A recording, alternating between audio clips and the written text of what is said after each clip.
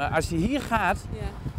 je brengt niet alleen jezelf in gevaar, maar ook een ander namelijk. Want je komt er niet uit. Nee, nou, ik ben blij dat u er wel uit bent gekomen. Ik ook. En ik wil graag dat iedereen van het ijs afgaat en weg. Want hier kun je niet schaatsen. Het griest Jurjen Ralman aan als er de meesten op het tinnen ijs rieden zocht. 2 dagen lang maak er op haast hetzelfde plak angstige momenten mee. Een keier het ijs heeft taal aan in de kin. Van de man rent Ralman bij de Grote Wielen een van zijn rijders in het lief. Ik ben er zo dankbaar voor. Ik vond het zo mooi. Nogmaals, Ja. mijn dank. Ik vond het echt helemaal super. Het was geen moeite hoor. Ik ga eerst bezorgd om mezelf uit te komen. Dat lukte me net. Toen dacht ik van nou, dit had best. Dit wie het? Dit wie het. Ja? En toen ik er zelf net uitkomen koer en die meesten die kwamen eroen. Van alle kanten om me te helpen. Dat joeg een heel warm gevoel.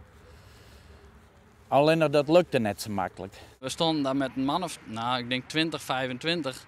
Dus dat was ook al angstig, want het kraakte behoorlijk natuurlijk. Maar ja, hij moest er ook uit. En er was iemand met een stuk touw.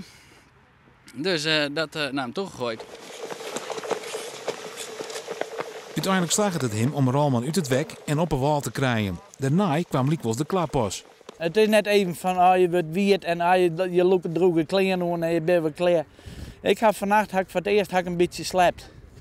Juist de nacht ben ik alleen maar tot wegzaken.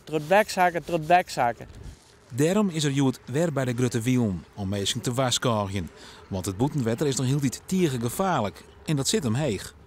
En dan gaan die meesten een mooi stukje treden en die ben net van plan om daar te gaan. En ik hoop net dat ze dat doen. Maar het leidt zat dichtbij als je het meemaken gaat. Nou, zullen we dan maar wel bij? Ja, mij voor mij.